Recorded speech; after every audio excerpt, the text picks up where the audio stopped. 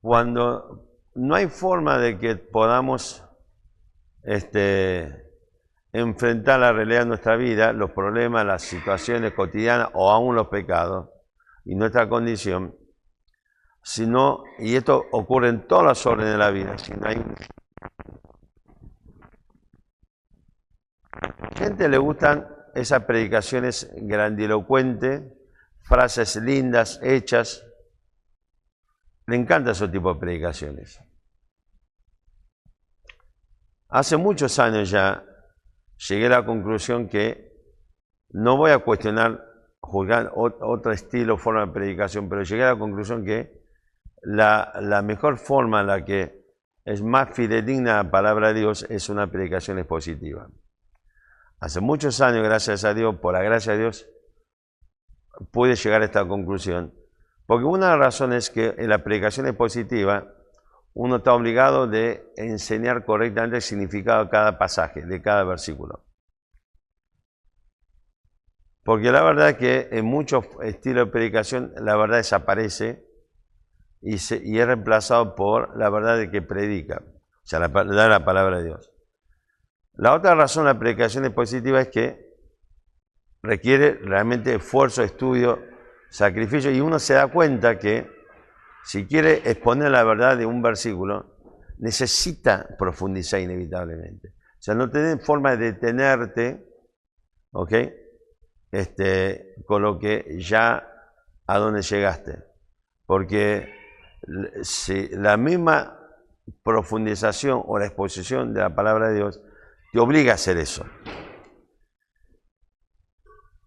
Lo que compartimos ayer, por ejemplo, y esto no quiero que suene como autobombo, lo que escucharon, digamos, las enseñanzas ayer o anteayer sobre Romanos 12:2, si hace un poco de memoria, apareció otros elementos en lo que compartí esta vez respecto de la vez anterior. Entonces, este es el tema. Cuando uno empieza a desentrañar la verdad de la palabra de Dios, o tratamos versículo por versículo, es si llegas a un punto donde vos te das cuenta que es inevitable profundizar. Y esto es un tema porque para profundizar necesitas aprender, necesitas estudiar, necesitas ampliar tu conocimiento en todos los órdenes de la vida, o en todos los campos, si se quiere, de la ciencia.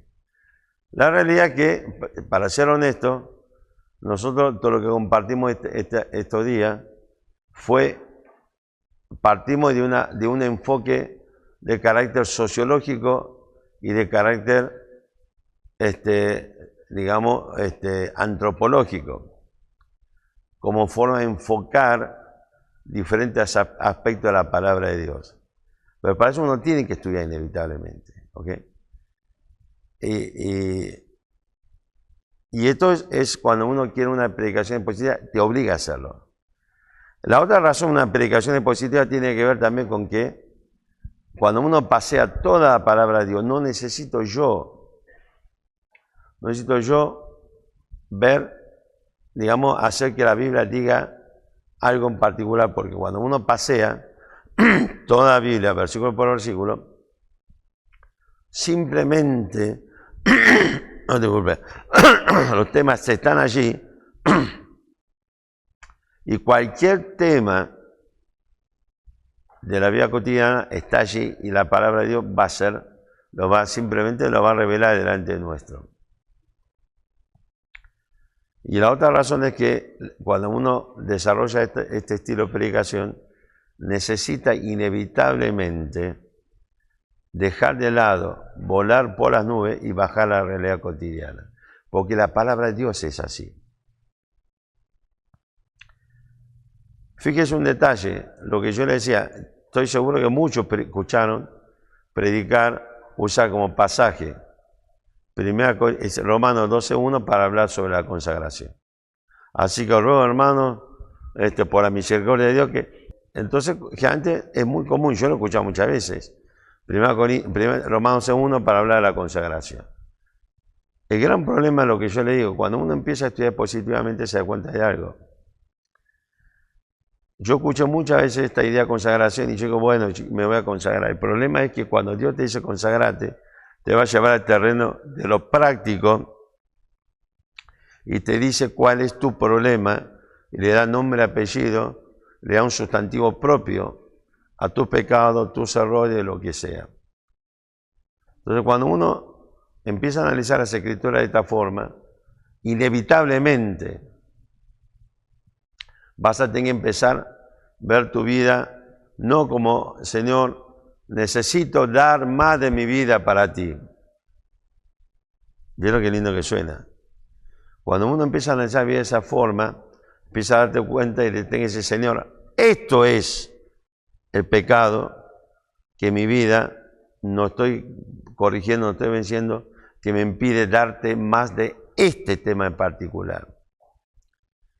Es la forma como Dios obra particularmente, habitualmente. De hecho, Dios hace eso en forma, digamos, particular siempre. Hace poco, en Ciudad Vita hemos visto un detalle. Yo no lo voy a decir ahora, no lo planteo porque yo sé que más de uno va a decir, pastor, tenía razón, hace años que estoy pensando lo mismo. No, yo sé que no lo pensaron. Y la pregunta es, ¿por qué ha sido Dios tan duro en el castigo con Israel? Cuando salió, fue liberado de Egipto.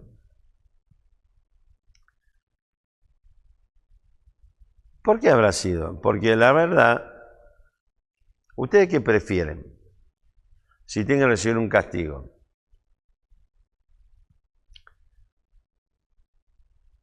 ¿La pena de muerte o alguien que te garantiza que durante 100 años vas a estar recluido, tirado todos los días durante las 24 horas dentro de una celda sin poder ver el cielo de las estrellas ni podés hablar con nadie? ¿Qué es peor realmente? ¿Se entiende lo que te pregunto? Y yo estoy seguro que todos coincidimos que peor es 100 años de soledad, reclusión absoluta. O sea, quitame la vida y se acabó el tema. Porque esos 100 años de sufrimiento es una locura. Pero Israel, Dios, después de, aparte de lo que hicieron los judíos, si se quiere, en términos humanos, Número capítulo 14, lo que tuvieron fue, se julepearon los negros. Llegaron hasta la tierra prometida.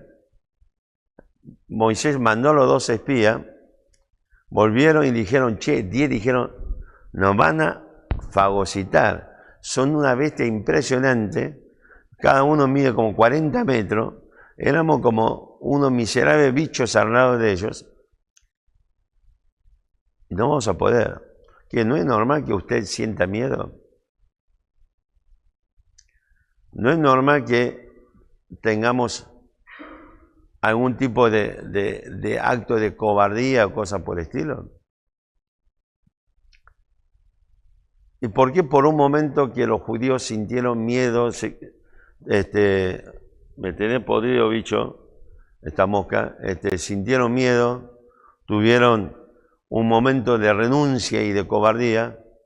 El castigo de Dios fue, van a caminar, peregrinar por el desierto hasta que se muera el último tipo en tales condiciones que salió de Egipto. Y este proceso duró 40 años. Durante 40 años estuvieron dando vueltas por el desierto.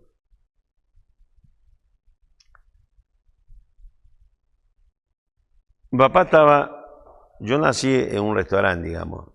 Mi viejo fue gastronómico de carrera, fue un chef muy bueno, importante.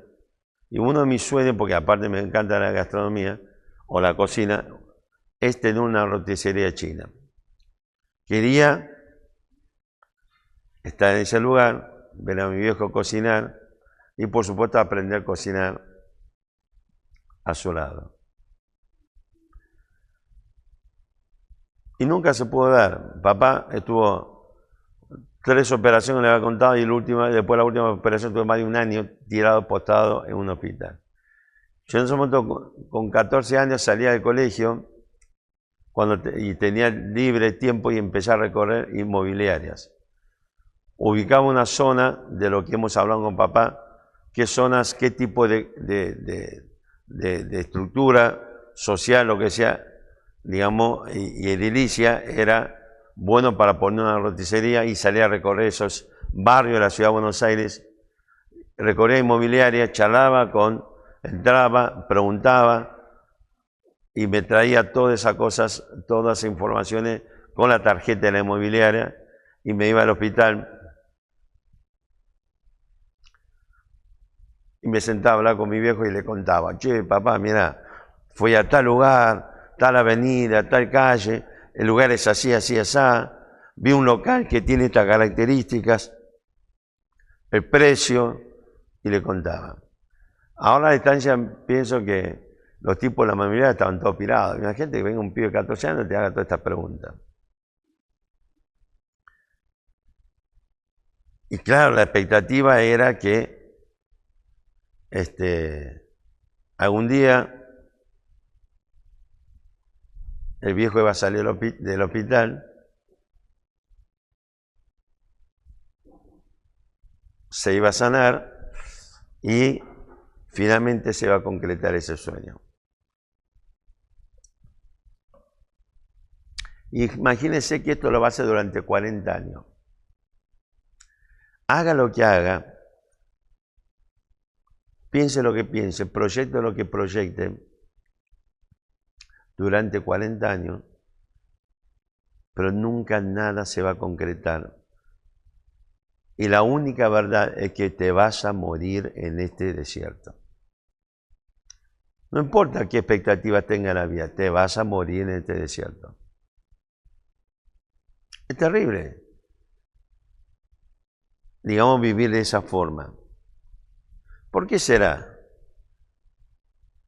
que Dios impuso ese castigo a un pueblo que Él eligió, que le otorgó el estatus de pueblo escogido y de un pueblo de sacerdotes, a través de quien Dios iba a traer su ley y entre comillas, tendrá que cumplir la promesa hecha a Abraham, particularmente el pacto abrámico? Pero a pesar de todo y otras montones de circunstancias, Dios no le dio otra expectativa a la vida más que caminar, caminar, caminar, caminar, y te vas a morir donde estás caminando. Claro, si usted no analiza la palabra de Dios en estos términos, digamos, expositivos, nunca va a encontrar la respuesta. Eso es simple.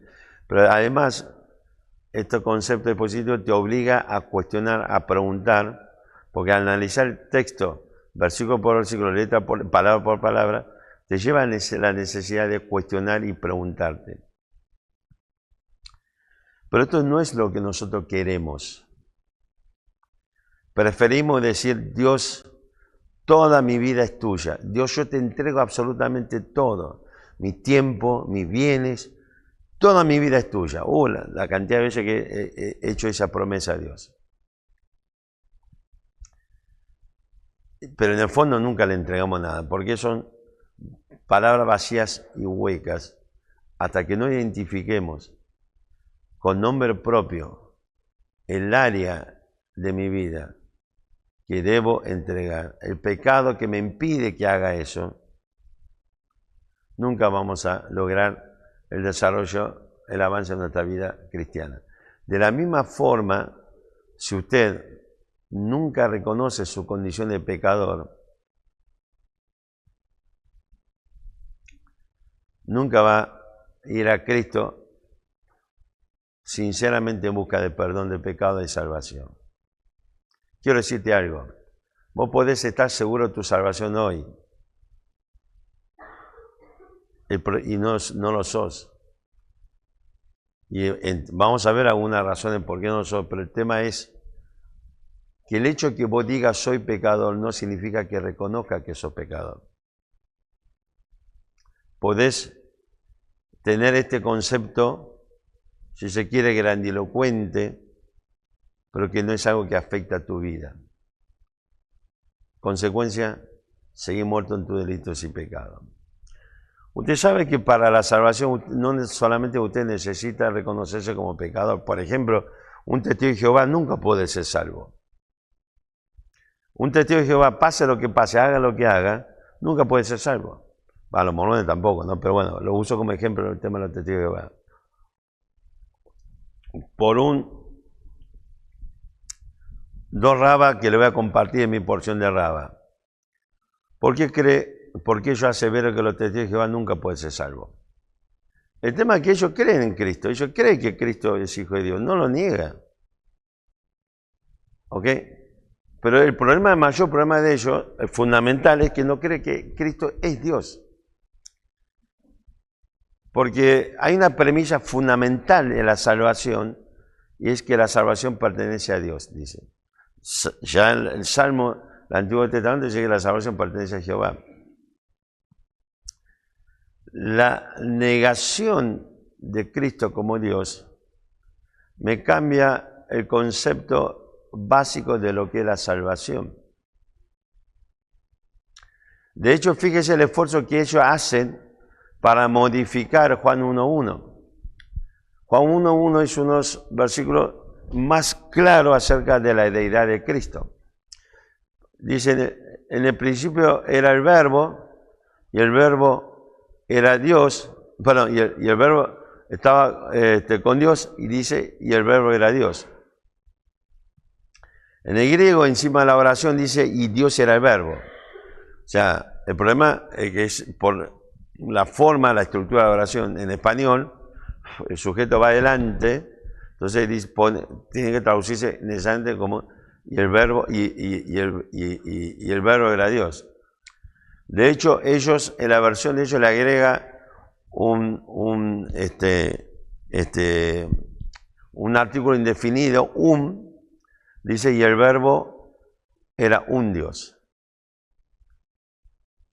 Lo que busca precisamente bajar de categoría no es el Dios Jehová, sino que es la primera creación de Dios que le da esta categoría, entre comillas, especial respecto del resto de la creación como un Dios, pero niega absolutamente la idea de Cristo. Y hasta donde yo sé, el Espíritu Santo no entra dentro del concepto de la salvación u otras cosas que han tirado por acá. Entonces usted fíjese que hay muchos elementos que uno habitualmente hacemos énfasis en este tema de pecador porque es lo más conflictivo, pero uno cuando habla con un testigo de Jehová y le quiere presentar el Evangelio, una cosa que tiene que aclararle bien es el hecho que vos no podés ser salvo si no reconoces la idea de Cristo. Para el mundo cristiano en general no hay mayor conflicto porque mayormente para el mundo cristiano existe predominantemente esta idea de que Cristo es Dios. Para el mundo cristiano en general. Pero para el mundo particular del testigo de Jehová, el problema no es, el conflicto es que Cristo no es Dios. Este es el gran conflicto que tienen estos chochamos. Esto quiero decirles algo. Empezamos a hablar de mitos y en el mundo cristiano, el mundo evangélico en particular, hay un mito. El mito es, vos creíste en Cristo, sos salvo. Otra variante de este mito es, si vos oraste y recibiste a Cristo, sos salvo. Y así sucesivamente. Y este mito lo que plantea es el hecho de la salvación como un elemento absolutamente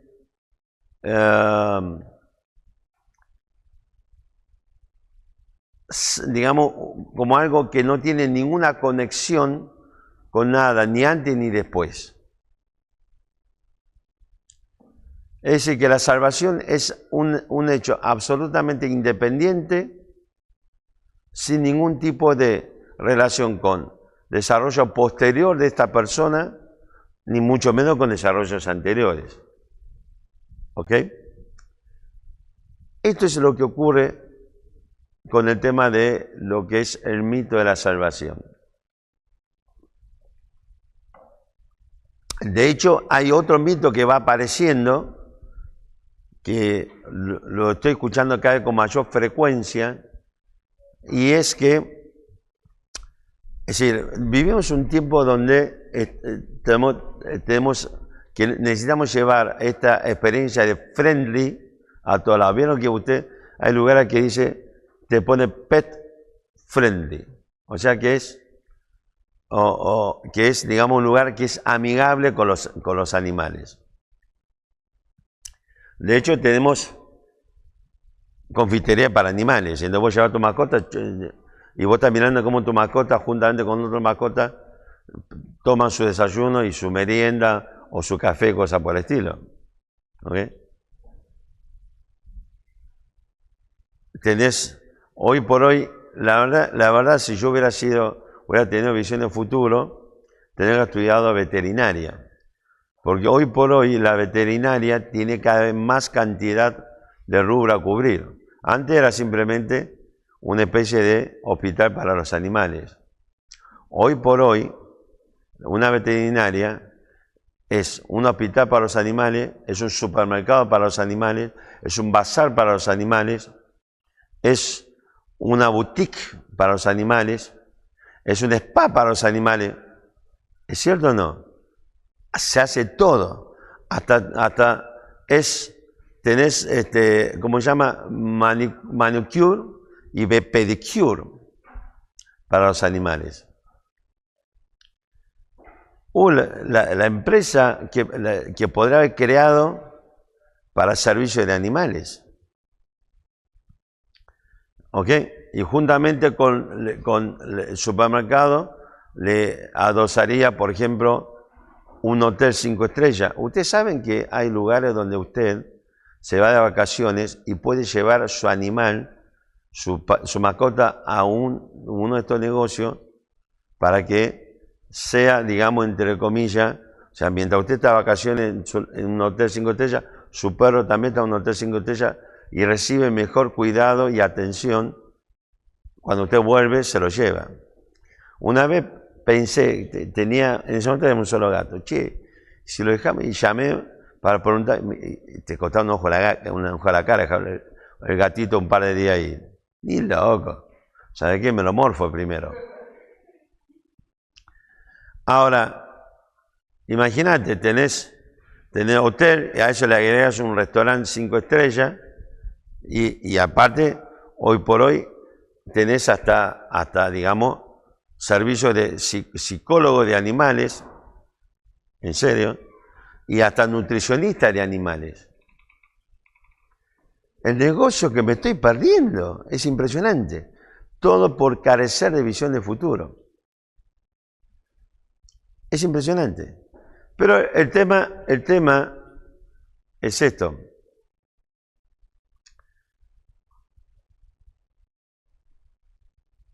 Este concepto llegó a las iglesias y queremos predicaciones cristianos friendly. Que el creyente salga y sienta que es un ambiente amigable y me voy reconfortado. Pobre maldito pastor que se le ocurra levantar una voz, levantar un dedo, se le ocurra hacer un juicio de valor, hacer una acusación y no se le ocurra decir y dar nombre y apellido a un pecado, porque yo no lo voy a reconocer. Usted me dice, pastor, ¿y cómo sabe que no lo reconoce? ¿Sabe qué? Una de las mejores formas de ver cuando alguien no reconoció el pecado es enojarse con el mensajero. Si mira este tipo, las cosas que dice, ¿qué se cree que es? Me viene a decir a mí lo que... Porque en vez de reconocer que el Espíritu Santo le pegó un palazo en su mente, en su corazón, es mejor decir que este tipo hizo una porquería. Es lo que le dije en un momento, vive un mundo donde los cristianos somos todos maricones, ¿viste? Sopló un poco de viento fuerte, el tipo habló un poco fuerte, uy, mirá el torbellino que pasó. Me agarró frío, camperita y... Entonces, quiero decirles algo. Para mi gusto, honestamente, y yo no me estoy poniendo en lugar de Dios, simplemente analizo la palabra de Dios. Tenemos aquí muchas personas que dicen que es salva y no lo es. Vamos a ver algunos detalles de la palabra de Dios para tomar conciencia de esto. Fíjense, vamos a Efesios capítulo 2. Vamos a leer otra vez el 1 al 3. Quiero que cuida a vosotros cuando estábamos en pecados, en los cuales vivisteis en otro tiempo, siendo la apariencia de este mundo, al príncipe de la potestad del aire, el espíritu que ahora opera en las mismas experiencias, entre los cuales también todos nosotros vivimos en otro tiempo, en el deseo de nuestra carne, haciendo la voluntad de la carne, y los pensamientos que éramos con la naturaleza y poseídas, también por el mal. Fíjese, me encanta cómo termina el apóstol Pablo, toda esta descripción que hace de delitos y pecados, nuestra condición, y a quién éramos fieles, a quién obedecíamos, ¿ok? Éramos hijos de desobediencia y piripipi, y termina diciendo algo muy característico de lo que estábamos muertos en nuestros delitos y pecados. Éramos por naturaleza hijos de ira. Entonces dice, ustedes eran por naturaleza, ese Pablo, los destinatarios de lo que él estaba escribiendo, por naturaleza, hijo de ira, lo mismo que todo lo demás. O sea, ¿por qué? Porque esta última frase, lo mismo que todo lo demás, introduce el versículo 4 realmente, ¿sí? Y para marcar la diferenciación que ellos eran hijos de ira, lo mismo que todo lo demás, pero todo lo demás no recibieron lo que ellos recibieron. Y eso aparece a partir del versículo 4. Y Pablo ya, y todavía nos habla de esto, de la naturaleza, y éramos por naturaleza hijos de ira. A ver, ¿sabe qué está diciendo el apóstol Pablo acá? No importa lo que haga, deje de hacer. No hay otro destino más que la ira de Dios. ¿Ok? Fíjese, Romanos capítulo 1, del 28 hasta el final. Y como alguien no promueve tener en cuenta el dinero a una necesidad para que no se conviene. Estas amistades de traen justicia, comunicación, personalidad, avaricioso, maldad, signo de vida, homicidios, contiendas, engaños y murmuradores, detractores, aborrecedores de Dios, injuriosos, soberbios, altivos, inventores males, desobedientes a los padres, necios, desleales, sin afecto natural, imparables, sin misericordia, sin ayuda de Dios, de Dios, que nos practica de las cosas no tienen al muerte, no solo buscar sino también se complacen con la verdad. Fíjese qué interesante. Aquí aparece un conjunto de descripciones, ¿sí? Es decir, que lo que hace Dios, ¿sabe qué es lo que Dios está haciendo aquí? Está poniéndole un nombre sustantivo a cada pecado. Y termina con algo muy interesante, que hablan que una de las características de los que están muertos sus delitos y pecados es que no solamente hacen, sino también se complacen en lo que hacen estas cosas. ¿Ok? Lo que la Biblia está describiendo, ni más ni menos en este momento, son, digamos, cómo se llaman los actos que realizan. Es interesante que Dios no solamente habla de esto en términos genéricos de los pecados, le da nombre y apellido. Efesios capítulo 4, versículo 22. ¿Quién quiere leerlo? Puede leerlo. En cuanto a la pasada manera de vivir, despojados del lenguaje, esclavizado por contra de los deseos con el Ok, Gálatas capítulo 5, del 16 al 24. Digo pues, andad en el Espíritu y no satisfagáis los deseos de la carne, porque el deseo de la carne es contra el Espíritu y el Espíritu es contra la carne. Y estos se oponen entre sí para que no hagáis lo que queráis. Pero si sois guiados por el Espíritu, no estáis bajo la ley. Manifiestas son las obras de la carne, que son adulterio, fornicación, inmundicia, lascivia, idolatría, hechicería, enemistades, pleitos, celos, iras, contiendas, disensiones, herejías, envidias, homicidios, borracheras, orgías y cosas semejantes a estas, acerca de las cuales os amonesto, como ya os he dicho antes, que lo practican, tales cosas no heredarán el reino de Dios. Mas el fruto del Espíritu es amor, gozo, paz, paciencia, benignidad, bondad, fe, mansedumbre, templanza, contra tales cosas no hay ley. Pero los que son de Cristo han crucificado la carne con sus pasiones y deseos. Fíjese un detalle, ¿no? A través de todos estos pasajes más o menos que estamos leyendo, aparece Pablo, hace este acto de identificación, y en este caso en particular, cuando habla de que la carne y el espíritu se oponen, ¿se acuerdan? Hemos dicho muchas veces, el concepto de oponerse es un concepto ¿de qué cosa? De un estado de beligerancia, está en guerra. ¿Okay? Siempre la carne, estamos hablando de esta descripción del viejo hombre, se opone al Espíritu de Dios, siempre. Es decir, que cuando el Espíritu Santo quiere obrar en nosotros para bien, para beneficio, la carne siempre se va a oponer. Y por supuesto, ¿se acuerdan mismo? ¿Cuándo comenzó la oposición? ¿Cuándo se empieza a producir esta enemistad entre la carne y el Espíritu? De manera que la carne siempre va a querer o siempre va a estar en contra de cualquier tipo de obra de Dios en tu vida. ¿Cuándo comienza este acto de oposición? Ese es el tema. Y es inevitable que tengo que llegar a ese punto. Desde que se produce la unión entre el óvulo y el espermatozoide, donde se concibe una nueva vida, y en ese huevo cigota, en esa célula primera, está toda la plenitud de un ser humano. Pero juntamente con la plenitud de un ser humano también está la plenitud espiritual de ese ser humano.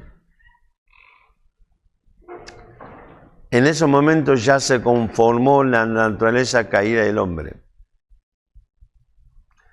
Y es en ese momento que ya comienza el proceso de oposición de la carne contra el espíritu. ¿Sabe qué significa esto?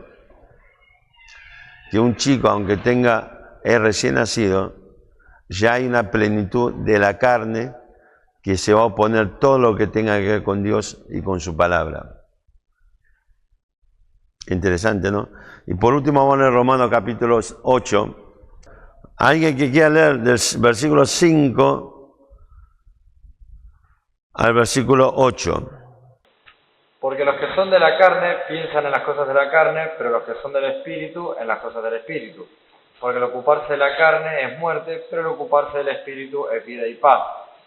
Por cuanto los designios de la carne son enemistad contra Dios, porque no se sujetan a la ley de Dios ni tampoco pueden, y los que viven según la carne no pueden agradar a Dios. Aunque fíjense que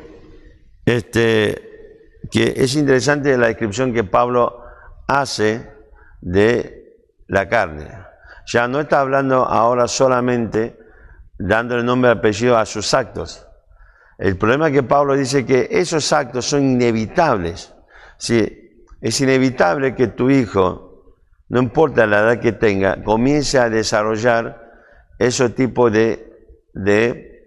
digamos, de actividades que Pablo, o la palabra le dio nombre y apellido. Mire, siempre le digo esto. Si David hubiera sido el primogénito, Dani está muerto.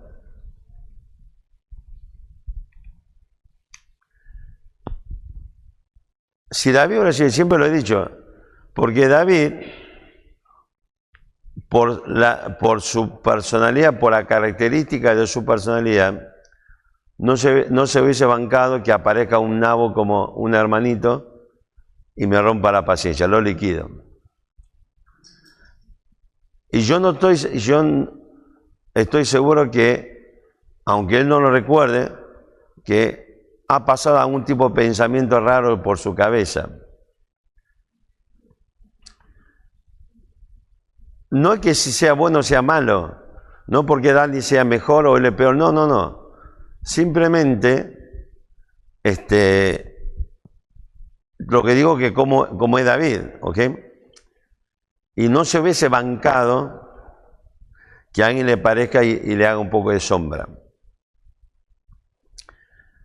Ellos se llevan 1 año y medio, y yo recuerdo cuando eran chiquitos, claro, cuando hacía David, de 1 año y medio,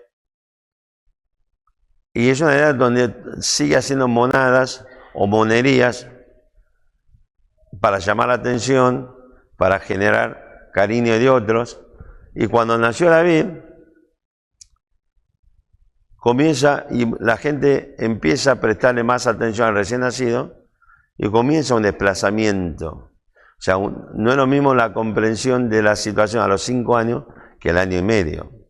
Hay momentos que yo veía esa escena y lo miraba a Dani, y a pesar de todo, ¿qué pasa? Por ejemplo, había momentos que celebraba con la gente, que celebraba mirando las tonterías que hacía David.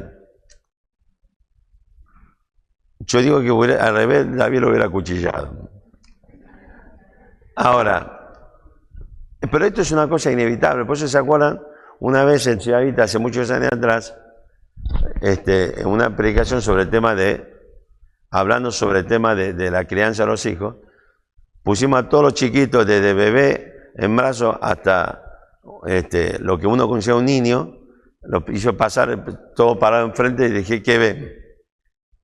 Todo el mundo, ay, los niños, la ternura, la pureza, toda la gilada que uno habitualmente dice, y yo le digo, mire, ya lo que veo, unos demonios impresionantes. Porque en cada uno de ellos, desde el momento de la concepción del seno materno, es una singularidad de maldad, es una célula hipermasiva donde está concentrado toda la maldad que puede emerger ¿de qué cosa? De una naturaleza pecaminosa. Me preocupa muchísimo que los padres cristianos sigan la estupidez de que mi hijo no es consciente del bien y el mal, que se muere, se va al cielo, se aborta y dice, hago, y el negro dice, cortala, que ya tengo hijos. O sea, los padres creyentes estamos todavía en esa estupidez realmente, y estamos discutiendo estupideces y no preocupándonos realmente compartir el Evangelio de una edad muy tierna, temprana con nuestros hijos. Aunque usted crea que no entiende, comparte el Evangelio igual. Cuando comencé a predicar, o sea, no comencé, el tema es que, sí, más o menos cuando tuve la obligación de compartir la palabra de Dios con más frecuencia, sabe que hacía lo que hacíamos todos. Creo que todos, si usted le pregunta a todos los pastores, han pasado por esa experiencia. Armamos más o menos un mensaje y nos ponemos delante de algunos objetos inanimados y le predicamos, tratando de imaginar que son seres humanos, son personas para practicar. ¿Sabe por qué le digo que todos lo hacemos? Todos lo hemos hecho. Porque me acuerdo que el pastor nos estaba enseñando homilética, y todos preparamos un mensaje para compartir. Y hubo un hermano que le fue re mal, le tocó ese día predicar, compartir su mensaje y le fue re mal. Y el tipo estaba tan mal, un momento dice, yo cuando le estaba predicando los muebles en mi habitación y no me pasó esto. Yo me empecé a reír, nos miramos, entonces empezamos a reír, todos hicimos lo mismo. ¿Okay? Ahora, el tema es eso, ¿ok? El punto central es El problema es que hay que reconocer esta realidad y dejemos de predicar para los pastores o los hermanos para las nubes y vamos a decir la cosa como son. Y lo que el apóstol Pablo dice aquí es que no quieren ni pueden agradar a Dios. Esto es lo que caracteriza a una persona sin Cristo. Y es por naturaleza hijo de ira. Cuando usted su vida pasa los años, y vive una vida estancada sin poder agradar a Dios, ¿qué pasa en su vida? ¿Por qué insistimos en esto de que soy salvo y no nos preocupa examinar nuestras vidas? Quizás, o seguramente esta es una de las características de una vida dominado por esa vieja naturaleza. No lo va a examinar nunca, no lo puede hacer. En la Argentina llegó hace muchos años una herejía que es el simple oracionismo. Queremos que la persona haga una oración de fe y entonces ya es salva. Muchos de los que están aquí han pasado por esa experiencia. Y yo digo que es una locura porque conozco mucha gente que ha hecho esa oración y es un desastre. De hecho, hay una persona que prácticamente es una especie de familiar que durante años, que lo conozco desde que era un pibe, él siempre dijo que era salvo. ¿Por qué? Porque un día oró y creyó en Cristo. No le puedo garantizar que la experiencia, lo que le está pasando por su vida actualmente, le puedo garantizar que es la experiencia de alguien que incluso es peor que un incrédulo. Pero él dice que es salvo. Es un problema esto.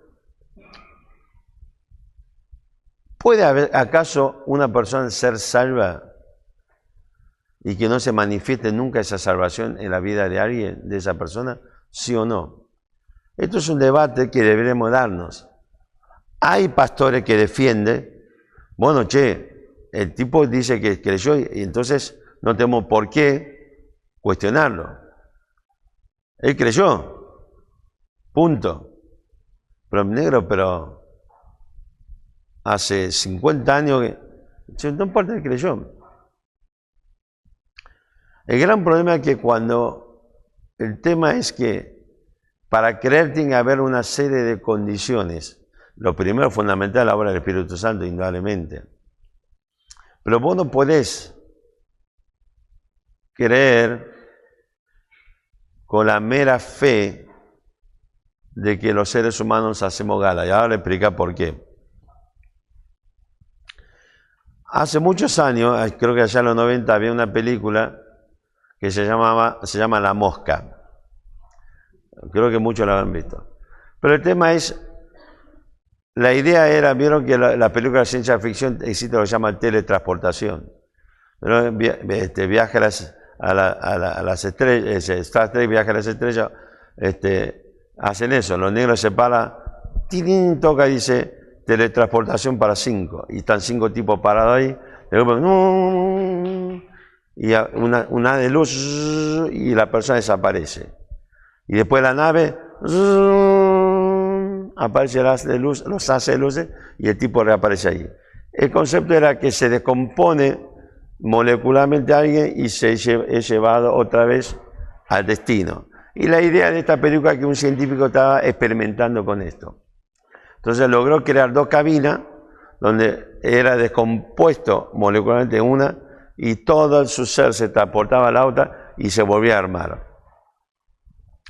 Pero en una de las experimentaciones, la cámara te va enfocando hasta que muestra que adentro de la cabina había una mosca.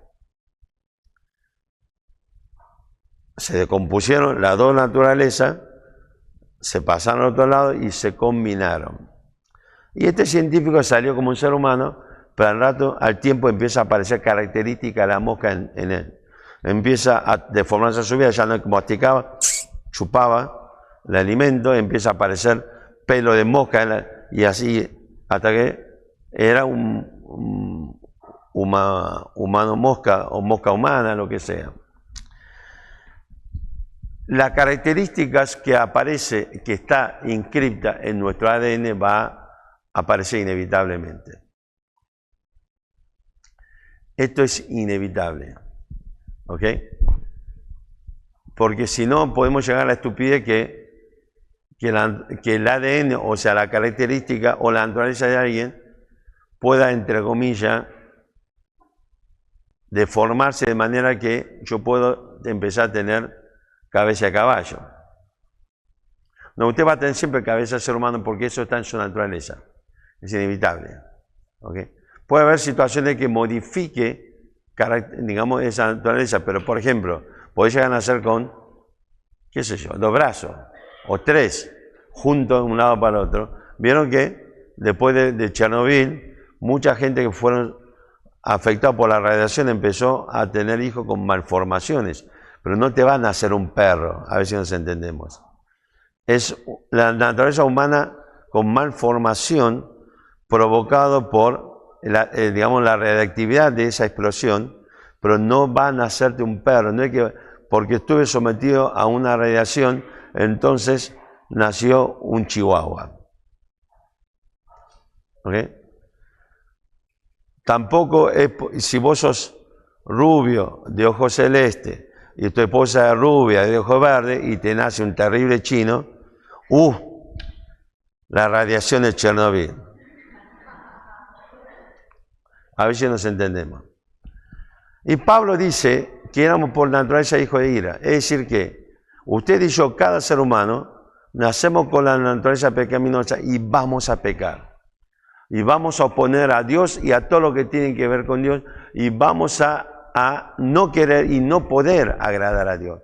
Porque es nuestra naturaleza. De una naturaleza de un hombre caído. Por esa razón, cuando nosotros creemos en el Señor Jesucristo, Dios nos implanta una nueva naturaleza. ¿Qué significa esto? Nos da un nuevo ADN que hace que el nuevo ser, la nueva naturaleza, te hace querer las cosas de Dios. Leíamos en Gálatas, dice, manifiesta solo sobre la carne y también manifiesta que son el fruto del Espíritu Santo. ¿Se entiende lo que le digo? Hay una naturaleza que va a inevitablemente hacer aparecer pecado en nuestra vida, pero en la otra naturaleza, la espiritual, va a aparecer el fruto o la característica del fruto espiritual. ¿Se entiende lo que le digo? Entonces, no hay forma de que estos dos se unan. ¿Por qué Pablo dice? Porque se oponen entre sí. No hay forma de que en algún momento seamos un híbrido. Mitad carne, mitad espíritu. No existe eso. No está en la Biblia. Usted conserva, dice Tesalonicenses, que la característica del ser humano, nosotros somos tripartito. Espíritu, alma y cuerpo. Simplemente para que tenga en cuenta, espíritu evidentemente es esa naturaleza compartida por Dios para que tengamos capacidad de relacionarnos con Dios. El alma es la parte humana donde está el asiento de todo lo que tenga que ver con la manifestación de la personalidad de alguien y que nos permite la comunicación o es un medio de comunicación. Ahí tenemos el asiento del alma de nuestra voluntad, nuestra emoción, nuestro intelecto, ¿ok? Y después el cuerpo, esto es lo que vemos, ¿okay? Lo que aparece. Ahora, el problema es lo siguiente, nosotros tenemos un único intelecto, una única mente. Lo que vemos ayer, el problema no es que el ser humano tiene 2 personalidades, tiene 2 mentes, no, una mente dividida. No, es una sola mente. El gran problema es esa mente, es una mente, reprobada, y vibra al compás de la naturaleza caída, o es una mente que puede sintonizar con la nueva naturaleza, de modo que permitimos que el Espíritu Santo la pueda renovar. Pero es únicamente. ¿Se entiende lo que le digo? Estamos acá, nos perdimos. ¿Se entiende la idea? Entonces, el problema aquí es esto. No hay posibilidad de que en algún momento seamos un híbrido como una mula, ¿ok? El burro, perdón. El burro es un animal híbrido. ¿Sabe qué significa? Que es una cruza entre caballo y mula. O era mula o burro. O bueno, era caballo o burro y tenemos una mula. ¿Sabe cuál es la característica de una mula como animal híbrido? No puede engendrar otra mula. La mula es una cruza de caballo y burro y como animal híbrido es incapaz de generar una nueva mulita. Fíjese un detalle. Lo que viven, especialmente lo que viene por ahí de Santa Fe, Córdoba, que son del interior pobre, profunda de la Argentina, que vive del campo y no de la industrialización de Buenos Aires. Escúcheme una cosita. ¿Nunca escucharon hablar de la siembra de maíz, por ejemplo, con una semilla híbrida? Cuando usted siembra un maíz, por ejemplo, siembra maíz, ¿cómo hace para resembrar el maíz? ¿Sabe lo que hace la gente? Siembra, guarda parte del choclaje, ¿vieron el choclo? Porque el grano de maíz es la semilla. Entonces guarda parte del choclaje y vuelve a sembrar digamos, esa semilla y le vuelve a crecer maíz. Pero cuando usted hace una siembra con una semilla híbrida, saca unos lindos choclitos. Pero si quiere volver a sembrar, tiene que volver a comprar esa semilla transgénica. ¿Ok? No puede, ese maíz que usted cosechó de una semilla híbrida, no lo puede volver a sembrar. No le van a hacer otro maíz. O planta de, ¿cómo se dice la planta de maíz? De maíz, ¿no? No, la mazorca es otra cosa, no te hagas el inteligente. ¿Se entiende lo que le digo? Entonces, si el ser humano fuese un ser híbrido cuando creyó en Cristo, no puede dar fruto. Pero el ser humano da fruto. Da fruto para condenación, porque es el fruto de la vieja naturaleza, o da fruto del Espíritu Santo, que es conforme a la nueva naturaleza. ¿Se entiende lo que estoy diciendo? Entonces, inevitablemente, si usted es creyente, va a dar fruto. ¿Sabe qué significa esto? Si no da fruto, tengo que poner la barba en remojo. Porque algo está pasando algo grave está pasando en mi vida. Algo grave está pasando en mi vida. Porque quizá lo mío fue un simple oracionismo. Quizá lo mío fue simplemente algo en el contexto emocional y yo creí. Porque vieron que además, ahora lo voy a compartir esta noche, es decir, el mundo avanza hacia una concepción, ¿sí?, de la realización de actos y la relación humana en base a las emociones. Y esto llega a las iglesias. Y yo le digo algo. Una de las características de una emoción inmadura es cuando es el motor principal para la toma de decisiones y para desarrollar nuestras relaciones interpersonales. Y una de las características que esta concepción tan dañina llegó a la iglesia es que, vieron, que hace un tiempo de atrás para acá, en las iglesias pentecostales, carismáticas, lo sea, comenzaron, porque ellos necesitan, porque esas predicaciones donde son todas frases lindas y no hay estudio de la palabra de Dios, y necesita sostenerse con la emoción, que la gente tiene que salir, sentirse salvo, sentirse que hizo conexión con Dios, sentí que Dios me tocó, sentí que Dios me pegó una patada y me tiró al piso, sentí que se hizo una sinapsis particular y especial con Dios. Y entonces, por eso fíjese, una cosa que hace son muchas reuniones semanales para mantener la emoción. Entonces, vieron que cada vez que el pastor predica y termina siempre un aspecto emotivo. Y atrás aparece la música, los cantitos. Y vos estás así, sí, llorando. Yo estoy viendo con suma preocupación que nuestras iglesias bautistas están entrando en esta técnica. Al momento llamado me aparece la musiquita al fondo. Y yo me pregunto, ¿qué pasa? ¿El Espíritu Santo ya no obra más en el corazón de la gente a través de la palabra de Dios, que yo necesito agregarle la musiquita, lo emotivo para que movilizar a la gente? ¿Qué pasó? Ya el Espíritu Santo perdió poder. Digo, qué sé yo, no sé.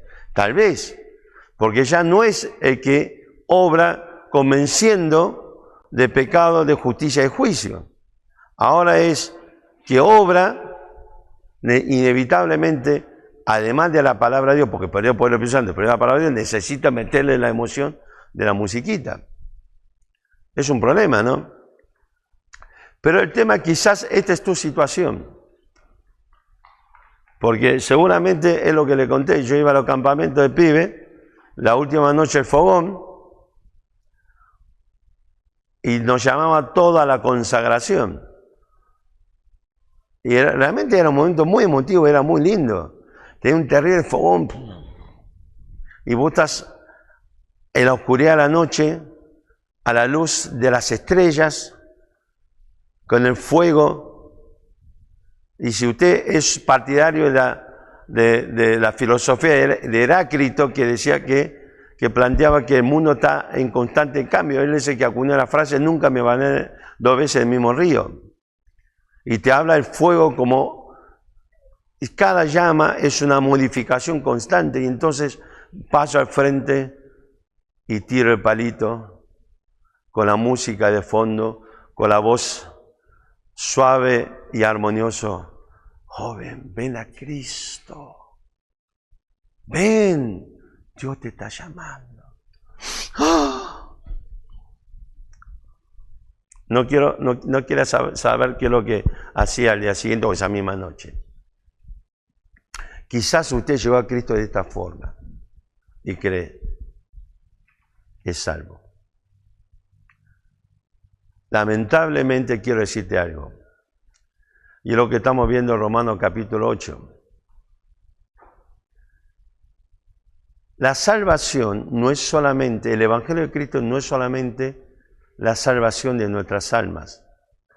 El Evangelio de Cristo contiene toda la plenitud de los elementos necesarios para lograr producir la salvación genuina en nuestras vidas.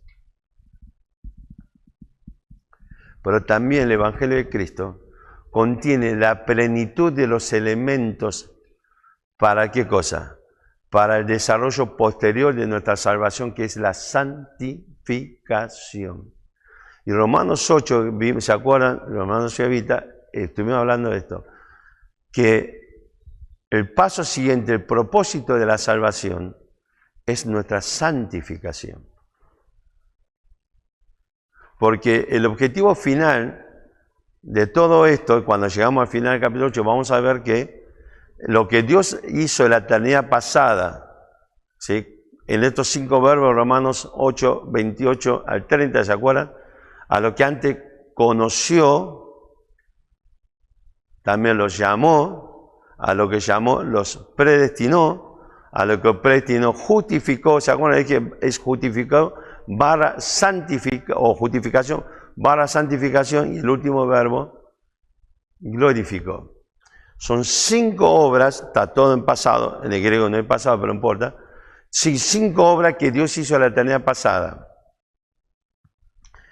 Y es el propósito, el plan de Dios para la iglesia de Cristo. Y tu salvación tiene que ser parte ¿de qué cosa? de la manifestación de postrer Adán. Así como toda la humanidad caída bajo el pecado es parte de la manifestación del primer Adán, con toda la humanidad caída en pecado y la condenación eterna, en Cristo, como postrer Adán, Dios lo llamó para que sea cabeza de un cuerpo que es la iglesia. Así que tu salvación, mi salvación, tiene un propósito. No es que Dios te salvó para decir, listo, ya está, sos salvo, andá y haz lo que se te cante la gana porque no hay nada más que la salvación. No. Y Pablo Romano dice que el objetivo final es que Cristo sea la cabeza, el primogénito de muchos hermanos. Es decir, que la salvación tiene un componente más que es la santificación. Y no es que la santificación significa que vos, yo, cualquier creyente, vamos a lograr la impecabilidad en nuestra vida. No, significa que vas a querer a un elemento que antes no odiaba, que es la santidad de Dios, y vas a empezar a ver cómo es mejor, es buena, agradable, perfecta la santidad de Dios y en contra del pecado. ¿Se entiende el concepto? Estamos acá, nos perdimos. Como no mueve, loco, mueve la cabeza por lo menos. Yo sé que están todos muertos, cansados, pero miéntame, por lo menos mueve la cabeza. ¿Se entiende lo que le digo? Una vida no examinada es una vida que no vale la pena ser vivida. ¿Por qué no tener la valentía, coraje de examinar tu vida? Porque te podés encontrar con la sorpresa que nunca fuiste salvo. Yo te digo, entonces está buenísimo. Llegaste a una conclusión verdadera para comenzar otra vez mencionando un poco Sócrates, a construir un concepto, una idea verdadera. ¿Se entiende lo que estamos hablando? Porque durante años y años y años estás navegando en el pecado, en una vida sin Dios, en tu total desinterés en este concepto comunitario. Yo sirvo a Dios en mi casa. Yo sirvo a Dios haciendo un buen trabajo, siendo un buen empleado. Yo sirvo a Dios siendo un buen estudiante. ¡Qué chamullo! Porque ¿dónde dice la Biblia, amaos los unos a los otros en una escuela, en el trabajo? No. Es un mandato para el desarrollo de la vida de un creyente con otros hermanos de la fe en el contexto de una iglesia. Así que decir que yo me sirvo a Dios y fuera lejos, totalmente divorciado de una iglesia, es un verso. De acá está la China. Digamos, de acá está Plutón. O de acá está ¿cómo se llama este? Sagitario A mano, que sea el super agujero negro que está en el centro de la Vía Láctea, qué sé yo. Pero el punto central es eso, es un chamullo. Hace varios años atrás, unos cuantos años atrás, aquí en este mismo campamento, conversé con una persona y le dije, vos no sos salvo.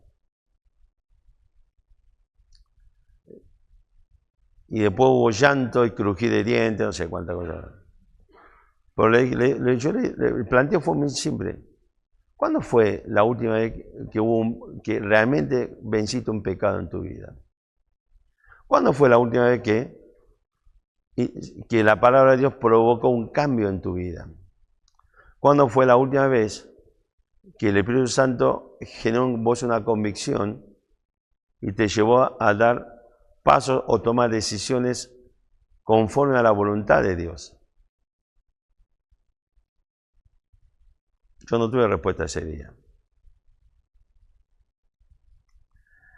Lo que siempre le digo a mis hermanos, la única seguridad que yo tengo de mi salvación es que cuando veo que realmente el Espíritu Santo está obrando en mí, escucho su voz y su dedo acusador que me mete en la conciencia o la llaga y me obliga a ir a sus pies, al pie de Dios y decirle: Dios, perdóname por este pecado.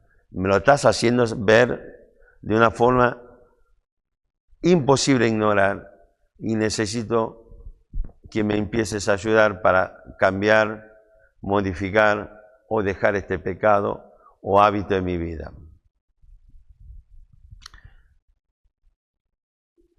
¿Usted ora? ¿Alguna vez tuvo la experiencia de sentarse a orar y decir: Dios, oh Padre Celestial, te agradezco, y tener que cortar la oración porque Dios te está golpeando y te está diciendo: che, negro, no te arriesgues con este pecado? Tener que suspender la oración y decirle: Dios, perdón por este pecado. Y tener que reconocer el pecado con nombre y apellido y comenzar a tu oración, comenzar nuevamente a pedir a Dios la ayuda y socorro oportuno para comenzar a tener victoria sobre ese pecado. Si no lo tuviste, lamento por vos. Es lo mismo cuando le digo a los hermanos allí en Ciudad, ¿cuándo fue que tuviste la experiencia de leer, estudiar la palabra de Dios? De golpe un día, ¡paf!, sentís que se abrió de golpe la tapa del cofre de tesoro y vos por tu propia cuenta llegaste a ver un tesoro de la palabra de Dios. Yo le puedo garantizar que es una alegría inmensa y no te la vas a olvidar nunca más en tu vida. ¿No lo tuviste? Lamento por vos. Así que la pregunta es muy simple. ¿Sos salvo o no sos salvo? Yo soy salvo. Ok, bien por vos. La pregunta es: ¿cuáles son los frutos de mi vida? Aquellos que manifiestan esa naturaleza que por naturaleza somos hijos de ira, o esas características de fruto del Espíritu Santo.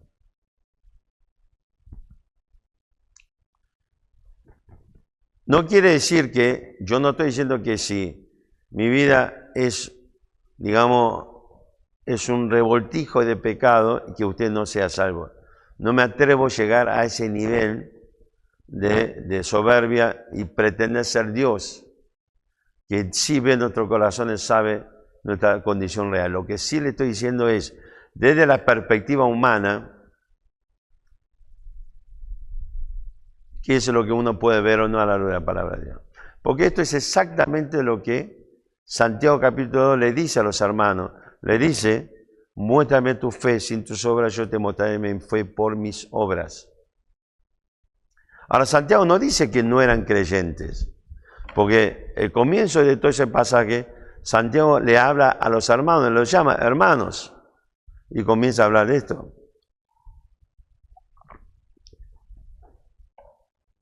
Y le dice: muéstrame tu fe por tus obras, y yo te mostraré mi fe por mis obras. Dice: muéstrame tu fe sin tus obras, yo lo voy a hacer al revés. Ese mismo planteo que hace el apóstol Juan, su primera epístola, 3 y 4, que hemos visto no hace mucho. ¿Cómo puede decir que amás a un hermano a quien ves ¿cómo puede decir que amás a Dios a quien no ves y no amar a tu hermano a quien ves? ¿Cómo hacer cuando ves un hermano que está en necesidad? Si estás dispuesto por amor a sacrificar por tu hermano, bien, entonces cuando un hermano está en necesidad, ¿y qué es lo que dice Juan? El hermano se ve, o tu amor para el hermano se ve en lo que hace por ese hermano. Si lo que vos hacer por ese hermano es sentarte a su lado y empezar a decirle: hermano, te cuento algo, ¿viste Cachito? ¿Viste? Es una porquería ese tipo. Es un desastre. No te acerques. Echalo de la iglesia. porque es malo. Y después lo hace con otro. ¿Por qué será que la Biblia dice que Satanás es el acusado de los hermanos? Porque lo que vos estás haciendo es la obra de Satanás en la vida de los hermanos. Cuando en vez de acercarte, ves sus necesidades, incluyendo espirituales, y no te acercas, te sentás a ayudar a ese hermano al desarrollo de su necesidad o crecimiento y la solución de su necesidad espiritual, estás haciendo lo que el diablo hace. ¿Por qué hace lo que el diablo hace? Cristo le dice a los judíos en Juan capítulo 8 que ellos hacen lo que el diablo hace porque, dice Cristo, porque el diablo es vuestro padre.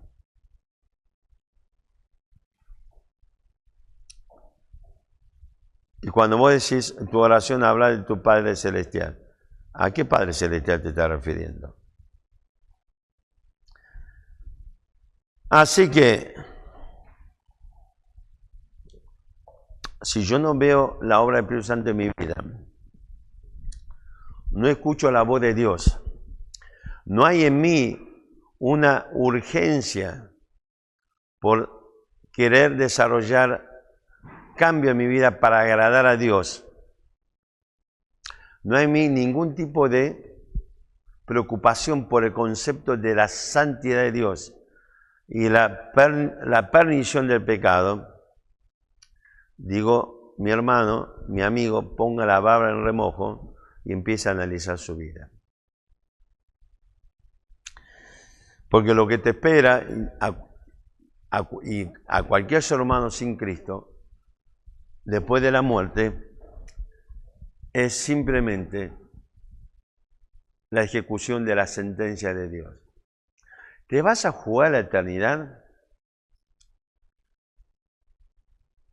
por tu soberbia, decir, yo soy salvo y punto, y se acabó la discusión? Esa persona con la que hablé hace años atrás está en la misma situación que hace años atrás. No cambió nada, pero sigue diciendo que es salvo. Es un problema, ¿eh? Es un problema. Es mucho más fácil decir, yo tengo que hacer la voluntad de Dios, sujetarme a Dios, que reconocer que hay cosas graves en mi vida que necesito seria y objetivamente analizarlo. ¿Sabe por qué? Porque una de las características, ¿se acuerdan si usted vuelve a leer el capítulo 5 de Gálatas? Una característica es la soberbia de la carne. Y Romanos nos dice que una de las características es que se complace en aquellos que hacen lo malo. O sea, digamos, no solamente lo hace, sino que también se complace. ¿No será que usted no quiere seriamente reconocer el pecado, su condición delante de Dios, porque simplemente se complace en hacer aquello que Dios condena, que es el pecado? Yo no estoy juzgando absolutamente a nadie. Te digo lo que veo de la perspectiva humana. Y lo que te digo es lo que la Biblia enseña. Lo que te digo es que la Biblia habla de la naturaleza, la vieja naturaleza y la nueva en Cristo, y te dice que ambos producen frutos.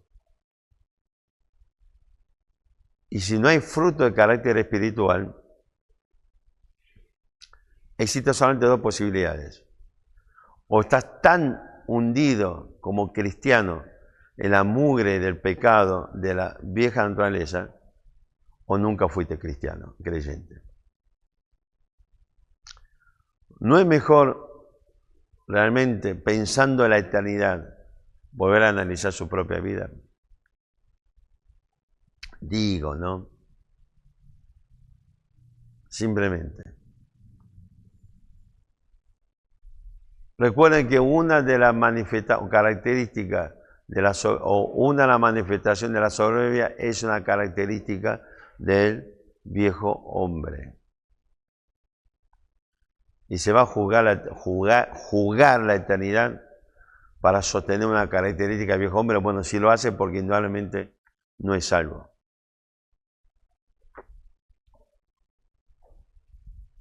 ¿Se entiende lo que estamos hablando?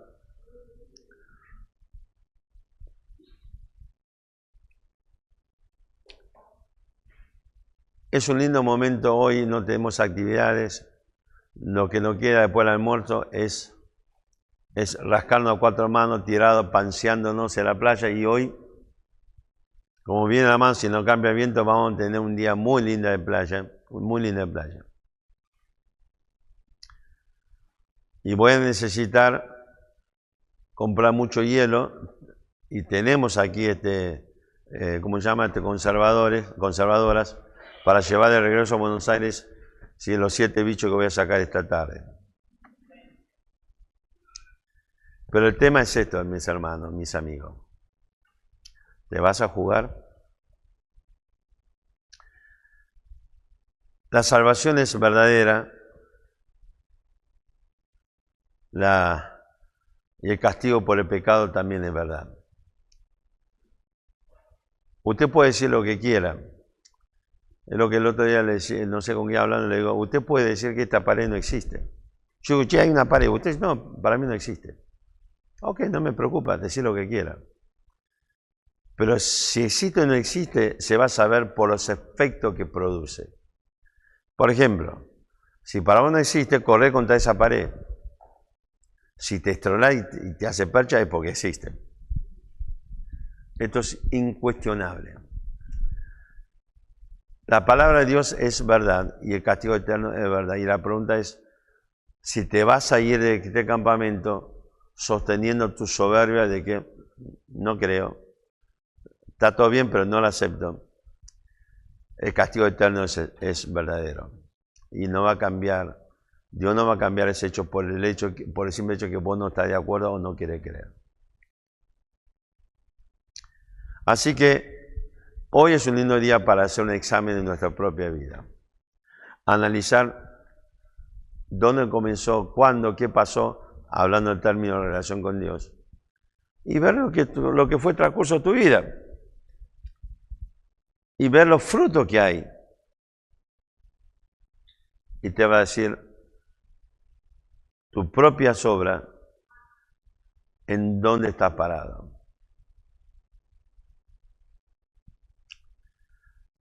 Una de las ideologías peligrosas, una herejía en el mundo cristiano, es la predicación del Evangelio light. Se habla del Evangelio y no se quiere hablar del pecado porque esto es nocivo, dañino, es realmente chocante para el oyente. Y entonces queremos hacer que sea friendly, sería un gospel friendly. Y una cosa que queremos también es que el incrédulo se sienta que es parte de Dios.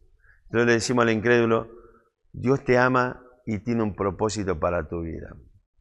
Quiero decir algo, si yo tengo que hablar al incrédulo, digo, Dios tiene un solo propósito para tu vida. Es la condenación eterna del infierno, no hay otra cosa. Pero es una forma de crear este evangelio híbrido. Sos no pecador, alguien que falló, cometió muchos errores en su relación con Dios. Bueno, ahora venía a Cristo y comete menos errores. Es un evangelio híbrido, es una herejía, en todo sentido. Bueno, eso no es un concepto que está en la Biblia. Si vos decís que sos salvo y no hubo esa obra del Espíritu Santo que te lleve a amar la santificación, te digo, revisa tu vida. A ver, es un consejo, hacer lo que quieras, porque en definitiva, quien va a tener el tiempo necesario por toda la eternidad de estar pensando, ¿por qué no me tomé el laburo de analizar un poco mi vida? Es un tema tuyo. Yo voy a estar por la gracia de Dios, no por mí, no porque lo digo, en su presencia y me voy a olvidar de vos. No voy a estar a tener pensando, ay, ¿qué será de la vida de Cachito? Qué lástima que no escuchó. ¿Cómo lo estará pasando? No, la pestaña, hermano. Voy a estar en la presencia de Dios como todos los hermanos que hemos creído en Cristo y me voy a olvidar de vos, no existe más. Pero vos vas a acordarte de toda la eternidad del infierno, de todas las oportunidades que tuviste y preferiste montarte a la soberbia de la carne y no revisar tu vida si hay salvación o no. Es así de simple, así de sencillo. Así que termino simplemente para decirte esto. O vamos a leerlo. Yo sé que no estudiaron nadie. Efesios capítulo 2, versículos 8, 9 y 10. A un hermano con voz fuerte, lea estos 3 versículos. Porque por gracia sois salvos por medio de la fe, y esto no de vosotros, pues es don de Dios, no por obras, para que nadie se gloríe. Porque somos hechura suya, creados en Cristo Jesús, para buenas obras, las cuales Dios preparó de antemano para que anduviésemos en ellas. ¿Sabe que el versículo 8, 9 y 10 está hablando del tiempo presente del creyente? En la manifestación 8, 9 y 10 del versículo 7, que lo que Dios diseñó en la eternidad pasada, dice el versículo 7, para mostrar los siglos venideros, las abundantes riquezas de su gracia en su bondad para con nosotros en Cristo Jesús. Fíjese, lo que dice aquí Pablo es, en la eternidad pasada, Dios diseñó un propósito para que se manifieste en la, ¿qué cosa? Dice en los siglos venideros. Esa abundante riqueza en su bondad de la gracia de Dios consiste en la salvación, versículos 8 y 9, y la consecuencia de la salvación, versículo 10, la santificación. Y quiero decirte algo, si vos decís que yo creí, bueno, es probable que haya sido tu fe personal, particular. El problema es que Pablo dice, no por obra para que nadie se gloríe. No quiero entrar en tecnicismo, pero versículo 8 dice, porque por gracia soy salvo por medio de la fe. Aquí no está hablando de la gracia, de la fe, ni de la salvación únicamente. Pablo aquí está hablando del conjunto de elementos integrantes de la salvación y todo ese conjunto de elementos es lo que Dios te da para salvación. ¿Sabe qué significa esto? Que la fe para la salvación es un regalo de Dios, juntamente con la gracia y juntamente con la salvación. Si a alguien le interesa, después Raba de por medio le explico el pasaje, el versículo. ¿Ok? Entienda bien esto. Vos no sos salvo porque un día hice una oración y yo creí. O porque en un momento me sentí emocionado y yo creí. La salvación, la fe genuina proviene de Dios. Y dice la Biblia que la fe por el oír, por la palabra de Dios.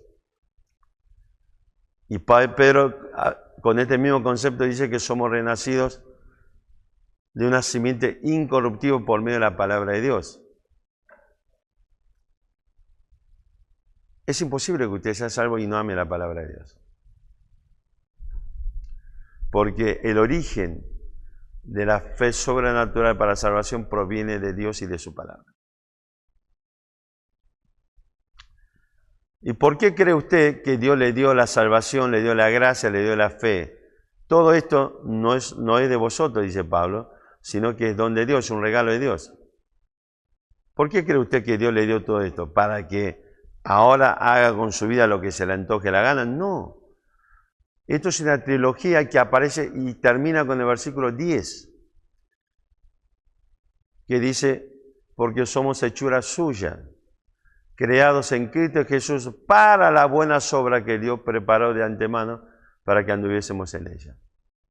Es decir que el regalo de Dios de la salvación, de la gracia, la fe, que no es por nuestras obras, es para que usted termine la comprensión que usted es una creación de Dios para vivir la verdad de Dios en proceso de santificación.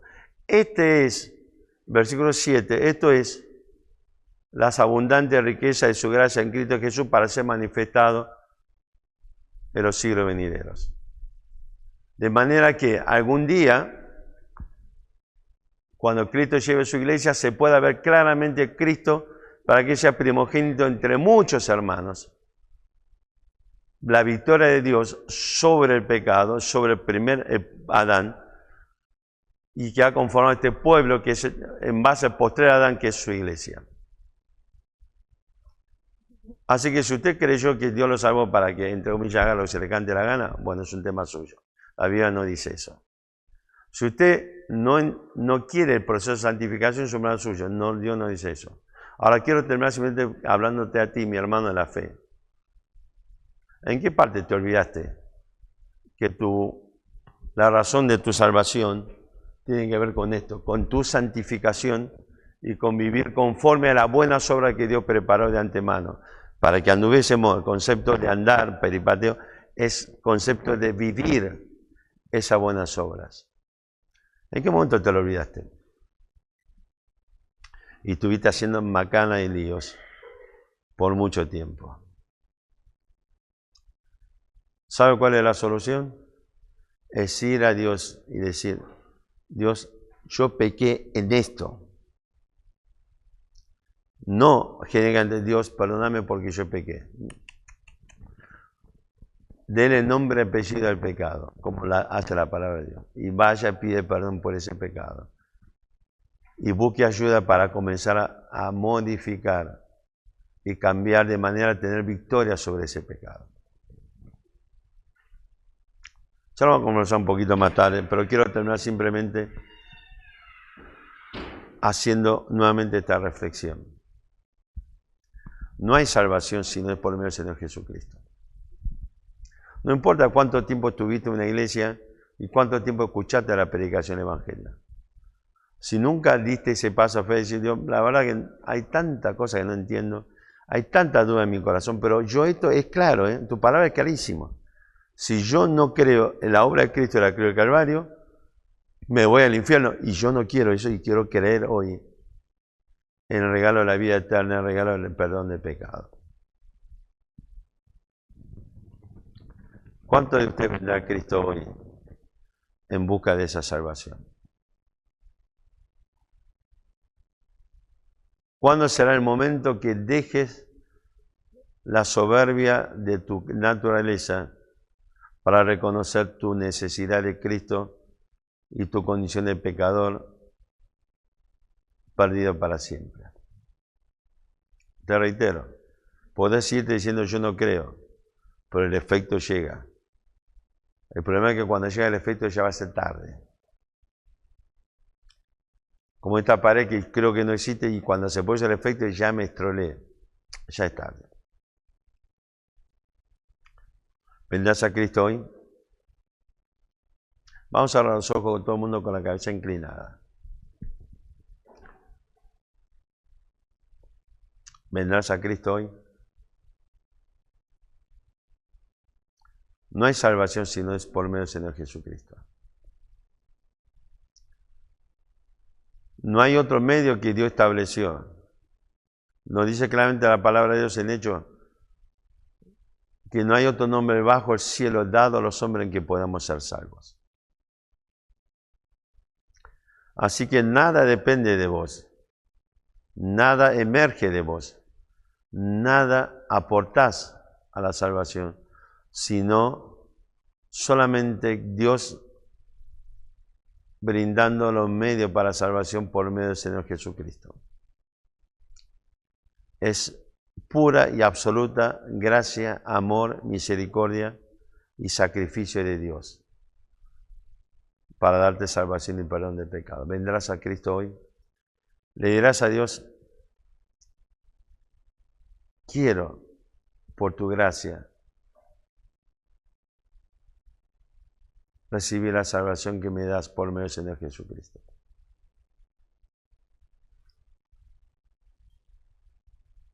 Hoy es el momento. Hoy es el tiempo. De reconocer que a pesar de todo lo que yo pensé, creía, lo que sea, al examinar mi vida, lo único que veo es pecado y más pecado. Y no hay un solo atisbo de tu presencia en mi vida. Eso significa que yo necesito de Cristo para salvación.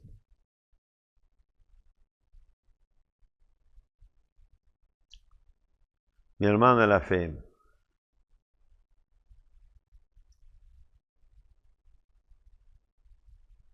¿cuándo fue el momento que perdiste la brújula?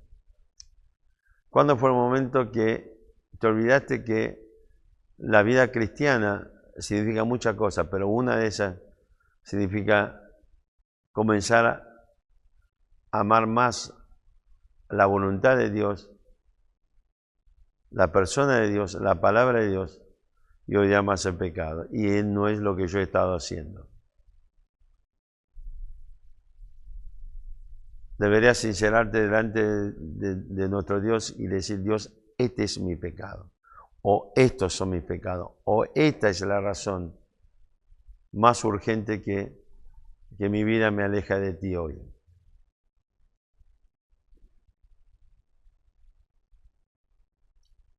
Vendrás a Cristo hoy. Vendrás a Dios hoy. ¿Seguirás con la soberbia de la vieja naturaleza o vendrás hoy humillado delante de Dios, postrado delante de Él para reconocer tu situación y tu condición?